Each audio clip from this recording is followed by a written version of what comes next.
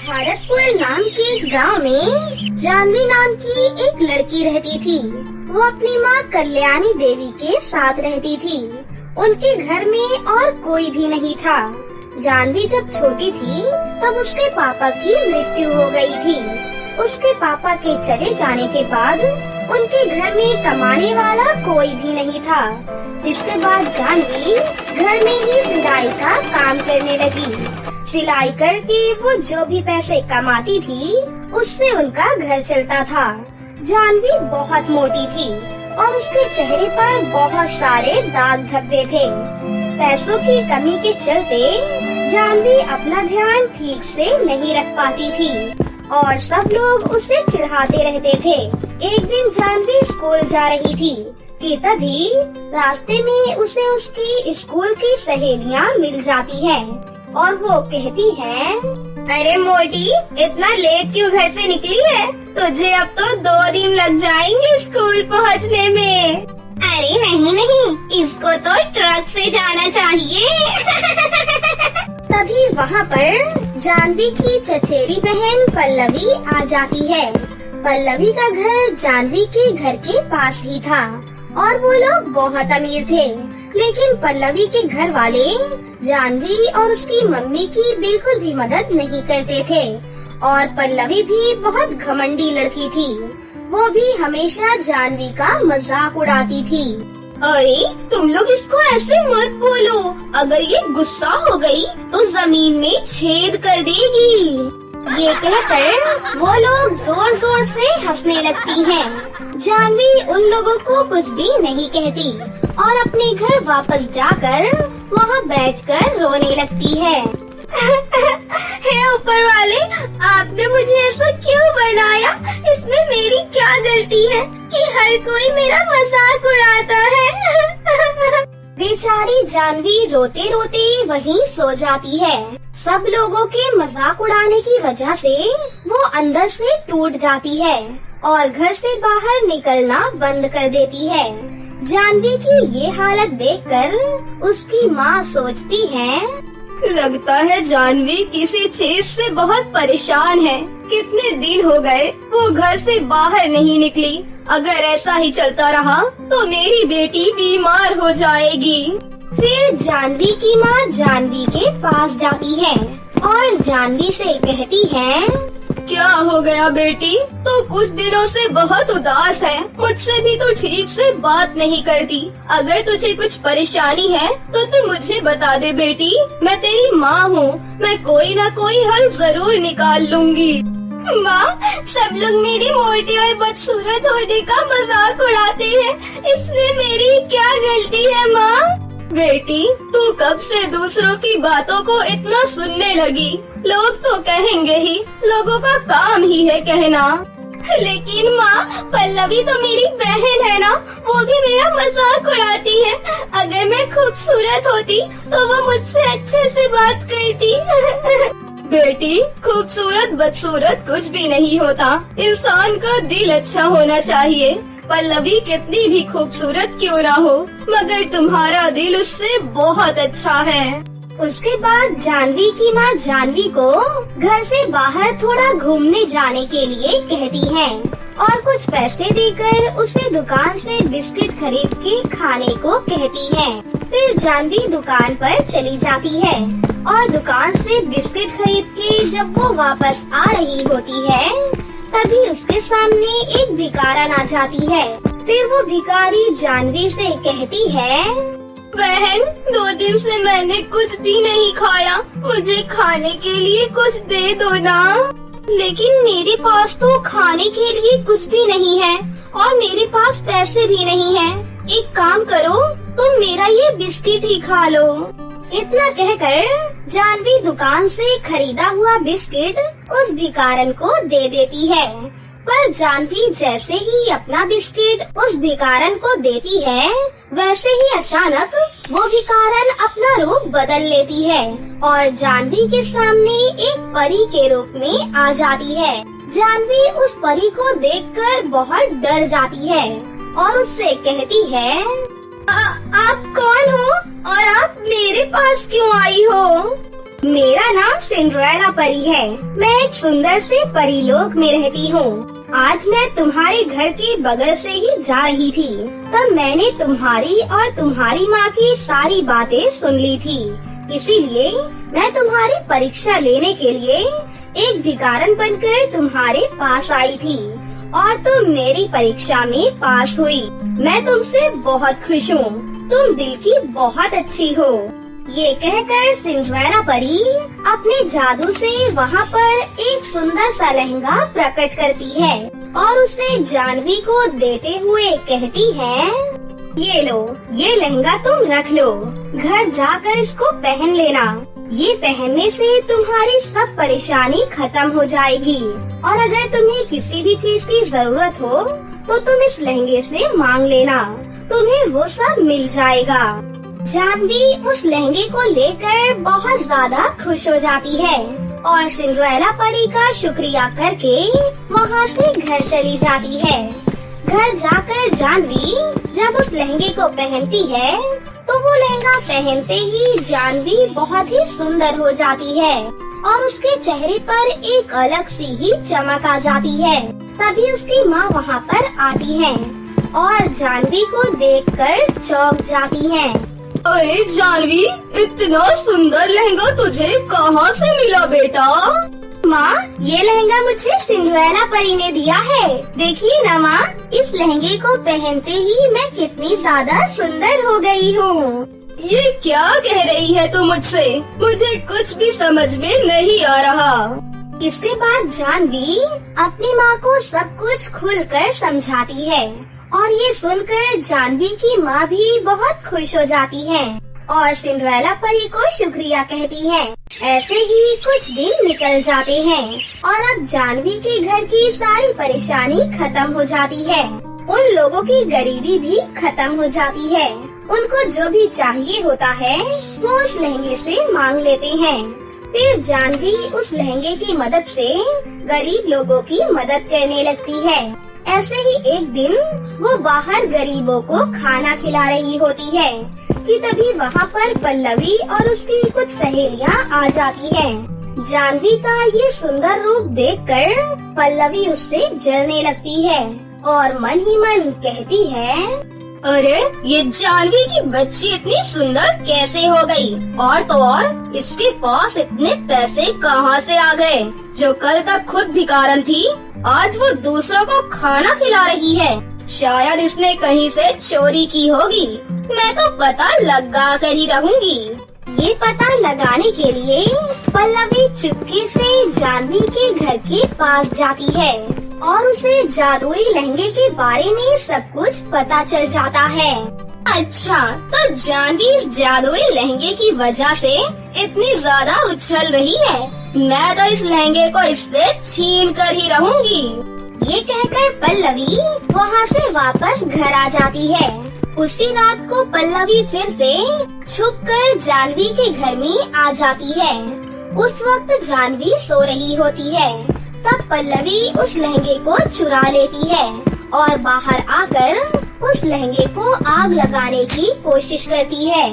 वो आग लगाने ही जा रही होती है कि तभी वहाँ पर सिंड्रेला परी आ जाती है। लालची लड़की, तेरी इतनी हिम्मत कैसे हुई कि तूने जानवी का लहंगा चुराया? आज तो तुम मेरे हाथों से नहीं बचोगी। मुझे माफ कर दीजिए, मैंने जानवी से बदला लेने के लिए ऐसा किया।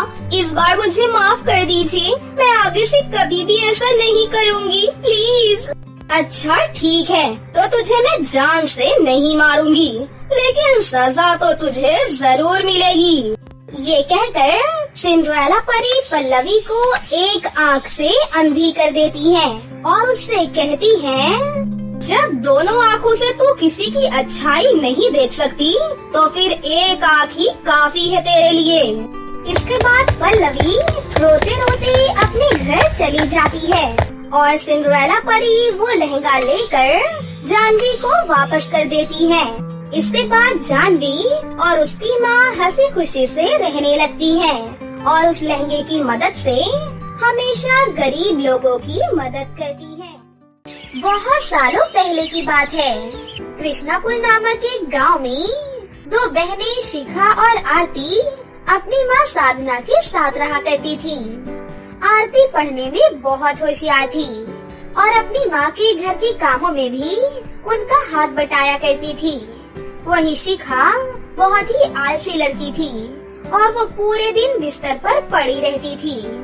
शिखा और आरती के पिता कैलाश की कुछ समय पहले ही इलेक्ट्रिक शॉक लगने की वजह से मृत्यु हो गई थी, जिसके कारण साधना को घर का खर्चा उठाना पड़ता था। साधना गांव के एक सेठ के यहाँ पर काम करती थी। सेठ साधना को काम के बहुत ही कम पैसे दिया करता था, जिसके कारण साधना को घर का खर्चा चलाने में बहुत सी दिक्कतें आती थी। कभी कभी तो तनख्वाह समय पर न मिलने के कारण उनके पास ऐसा समय भी आ जाया करता था जब उनके पास खाने के लिए कुछ भी नहीं होता था और वो सभी लोग भूखे पेट ही सो जाया करते थे। ऐसे ही समय बीत रहा था। एक दिन साधना सेठ के कमरे में सफाई कर रही होती है कि तभी गलती से उसके हाथ से सेठ का एक बेशकीमती गुलदस्ता गिरकर टूट जाता है। सेठ टूटे हुए गुलदस्ते की आवाज सुनकर गुस्से से उठकर खड़ा हो जाता है। तेरी इतनी हिम्मत कैसे हुई मेरा इतना महंगा बेशकीमती गुलदस्ता तोड़ने की? तुझे पता भी है कि ये पूरे 10,000 रुपए का गुलदस्ता था। जल्दी से मेरे 10,000 रुपए निकाल, नहीं तो मेरे घर से अभी के अभी निकल जा। कल से काम पर आने की कोई जरूरत नहीं है। सेठ जी, इतनी बड़ी रकम भला मैं कहाँ से लाऊंगी? आप तो मुझे केवल 2,000 रुपए ही महीने की पगार देते हैं। इतने में तो मेरे घर का राशन पानी बहुत मुश्किल से ही आ पाता है। मेरे पास तो 10,000 रुपए नहीं है। कृपया करके मुझे काम से ना निकालें। आप तो धनवान हैं। हमारे घर का चूल्हा आपके यहाँ मजदूरी करके ही जलता है। कृपया करके आप मुझे काम से ना निकालें। मेरी 2 बच्चियाँ भी हैं। मैं तो भूखे पेट गुजारा कर लूंगी, पर उन मासूमों को तो कुछ न कुछ खिलाना ही पड़ेगा ना। वो सब तो ठीक है, लेकिन इस नुकसान की भरपाई कौन करेगा? मुझे कुछ नहीं पता। जब तुम मेरे 10,000 रुपए मेरे हाथ में दे दोगी, उस दिन से मैं तुझे वापस काम पर रख लूंगा। चल, अब खड़ी खड़ी मेरा मुंह क्या देख रही है? मेरे घर से इसी वक्त निकल जा। ऐसा कहकर सेठ साधना को काम से निकाल देता है। साधना घर जाकर अपनी बेटी आरती को बोलती है, आरती बेटा, मुझे माफ कर दो। अब मैं तुम्हारा पेट कैसे भरूंगी? आज का दिन मेरे लिए बहुत ही खराब दिन था। आज सेठ ने मुझे काम से निकाल दिया। अब तुम ही बताओ, मैं घर का खर्चा कैसे चलाऊं? माँ, आप केक बनाने का काम कर सकती हो। केक बेचकर जो पैसे आएंगे उससे हम अपने घर का खर्चा चला सकते हैं। एक बार आप जरा सोचिए तो। तुम ठीक कह रही हो बेटी। कल ही मैं शहर से सामान लाकर केक बनाया करूँगी। अगले दिन साधना अपनी बची हुई जमा पूंजी से बाजार जाकर केक बनाने का सामान ले आती है और घर चलाने के लिए घर में ही केक बनाने का काम शुरू कर देती है। साधना बहुत ही अच्छे केक बनाया करती थी, इसीलिए धीरे धीरे करके सभी गांव वाले उसके हाथों के बनाए हुए केक खरीदने लगे। गली गली केक बेचकर साधना बहुत मुश्किल से अपनी दोनों बेटियों का पालन पोषण कर रही थी। ऐसे ही समय निकल रहा था, लेकिन एक दिन एक बूढ़ी दादी साधना के घर रोटी मांगने के लिए आ जाती है और कहती है, बेटा, कुछ खाने के लिए है? मैंने 2 दिन से कुछ भी नहीं खाया है। बहुत तेज भूख लगी है। साधना बूढ़ी दादी को घर में बिठाकर अपने हिस्से की 2 रोटी बूढ़ी दादी को दे देती है और उनसे कहती है, ये लो अम्मा, ये 2 रोटी ही है, आप इसे खा लो। आपने 2 दिन से कुछ भी नहीं खाया है, मैं कल खा लूंगी। फिर वो बूढ़ी दादी 2 रोटी खा लेती है।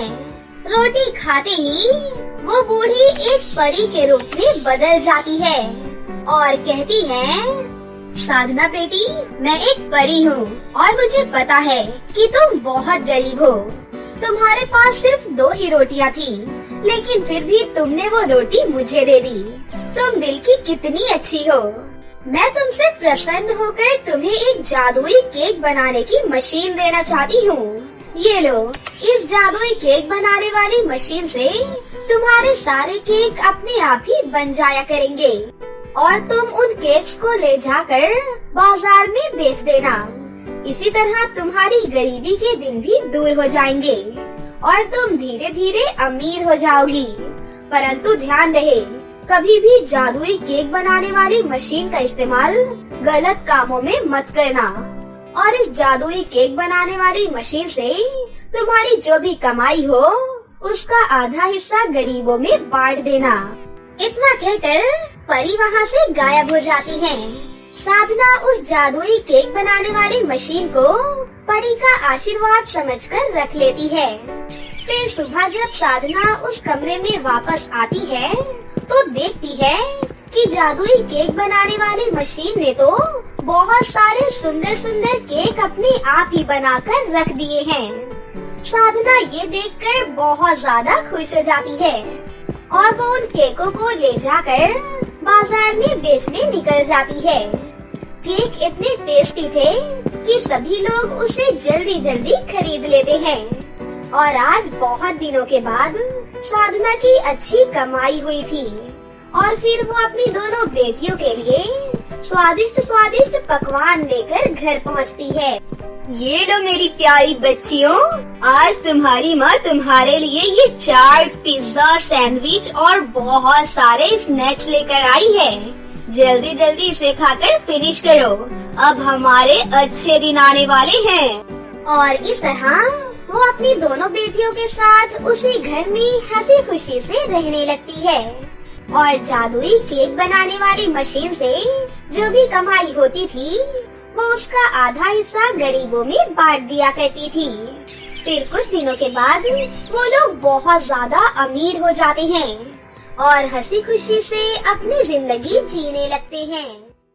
रिधि के पैदा होते ही उसकी माँ का देहांत हो जाता है। घर के सभी लोग रिधि को ही उसकी माँ के मरने का कारण मानते हैं और रिधि से सब लोग नफरत करते हैं। रिधि जब थोड़ी बड़ी हुई तो उससे घर का सारा काम करवाया जाने लगा। रिधि जब अपने जैसे बच्चों को स्कूल जाते हुए देखती थी तो उसे बहुत दुख होता था और जब रिधि के पिता ने दूसरी शादी की तो रिधि के दुख और भी ज्यादा बढ़ जाते हैं। रिधि की सौतेली बहन और सौतेला भाई स्कूल जाते थे। उन्हें बहुत अच्छे से और बहुत प्यार से घर में पाला जाता था। रिधि बहुत दुखी रहती थी। एक दिन रिधि ने अपनी सौतेली माँ से कहा, माँ, मैं भी स्कूल जाना चाहती हूँ और खूब पढ़ना चाहती हूँ। तू क्या करेगी पढ़ लिख कर?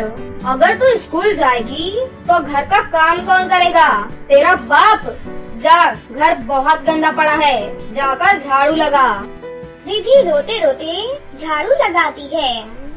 उस दिन वो पूरे दिन खाना भी नहीं खाती और अपनी माँ के फोटो के आगे बहुत रोती है। माँ, तुम कहाँ हो माँ? काश तुम मेरे पास होती, मुझे तुम्हारी बहुत याद आ रही है माँ। रिधि रोते रोते वहाँ सो जाती है। तभी सुबह सौतेली माँ के चिल्लाने की आवाज आती है। अरे ओ महारानी, कहाँ मर गई तू? अभी तक नहीं उठी, जल्दी उठ। रिधि घबराकर जल्दी से उठती है और भागी भागी अपनी माँ के पास पहुँचती है। क्या हुआ माँ?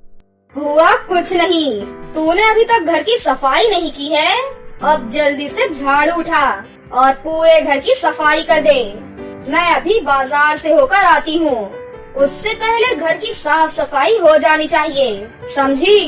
जी माँ, हो जाएगा। फिर रिधि घर की सफाई करने के लिए झाड़ू इधर उधर ढूंढती है, लेकिन उसे झाड़ू कहीं नहीं मिलती। वो बहुत उदास हो जाती है। तभी उसे सोफे के पीछे एक चमकती हुई चीज दिखाई देती है। वो उसके पीछे जाकर देखती है तो वहाँ एक झाड़ू रखा होता है। वो नई झाड़ू देखकर बहुत ही ज्यादा खुश हो जाती है और कहती है, अरे वाह, कितना सुंदर झाड़ू है, आज मैं इसी झाड़ू से झाड़ू लगाऊंगी। ये कहकर रिधि जैसे ही वो झाड़ू अपने हाथ में लेती है, उसमें से एक आवाज आती है, रुको रिधि, मैं कोई मामूली झाड़ू नहीं हूँ, मैं एक जादुई झाड़ू हूँ और मुझे तुम्हारी माँ ने तुम्हारी मदद करने के लिए भेजा है। अब तुम्हें घर का कोई काम करने की कोई जरूरत नहीं पड़ेगी। अब मैं तुम्हारा सारा काम कर दिया करूँगा। इतना बोलकर झाड़ू मिनटों में पूरे घर की सफाई कर देता है। ये देखकर रिधि बहुत खुश होती है। फिर रिधि की सौतेली माँ बाजार से घर वापस आ जाती हैं, तो देखती हैं कि घर बहुत ही ज्यादा चमक रहा है। ये देखकर वो हैरान हो जाती हैं और कहती हैं, घर की तो सफाई हो गई, अब जा, बाथरूम में बहुत सारे कपड़े रखे हैं, उससे भी धो दे। फिर रिधि बाथरूम में कपड़े धोने जाती है और जैसे ही कपड़े धोने बैठती है तो वो देखती है कि जादुई झाड़ू उसके बगल में ही रखा है। ये देखकर रिधि बहुत ही ज्यादा खुश हो जाती है। फिर जादुई झाड़ू कपड़ों को भी चुटकियों में साफ कर देता है। अब रिधि को घर में कोई भी काम करना नहीं पड़ता था, सारा काम जादुई झाड़ू कर दिया करता था। रिधि की सौतेली माँ को ये सब हजम नहीं होता कि आखिर इतना सारा काम ये लड़की इतनी जल्दी और इतने अच्छे से कैसे कर देती है। फिर उसका शक उस पर बढ़ने लगता है और वो रिधि पर नजर रखने लगती है और एक दिन गुस्से में आकर वो रिधि को बहुत डांटती है और उसकी पिटाई भी करती है और उससे पूछती है, बता मुझे, तेरा सारा काम कौन कर देता है? कौन तेरी मदद करता रहता है? बता जल्दी।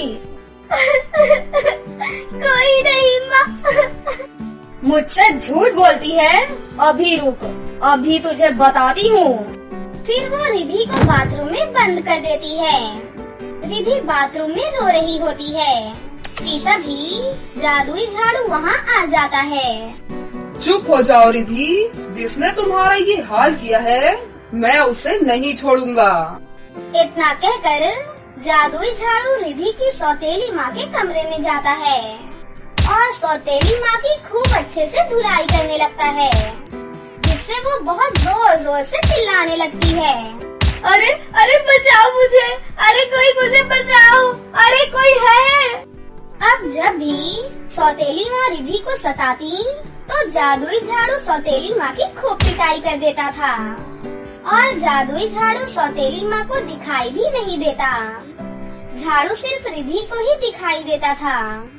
फिर एक दिन रिधि की सौतेली माँ रिधि को छत पर लेकर जाती हैं और उसे धक्का दे देती हैं। रिधि छत से नीचे गिर रही होती है कि तभी जादुई झाड़ू अपने जादू से रिधि को बचा लेता है और उसकी सौतेली माँ को हवा में उल्टा लटका देता है और उसे भी छत से नीचे गिराने ही वाला होता है कि तभी रिधि कहती है, हे जादुई झाड़ू, तुम मेरी माँ को मत गिराओ, उन्हें चोट लग जाएगी। ठीक है रिधि, तुम कहती हो तो मैं इसे छोड़ देता हूँ। अगर इसने दोबारा तुम्हें चोट पहुँचाने की कोशिश की तो मैं इसे नहीं छोड़ूंगा। फिर रिधि की सौतेली माँ रिधि से माफी मांगती है। रिधि अपनी सौतेली माँ को माफ कर देती है। फिर रिधि की सौतेली माँ रिधि को कभी नहीं सताती और रिधि स्कूल भी जाने लगती है। फिर सभी लोग एक साथ हंसी खुशी से रहने लगते हैं।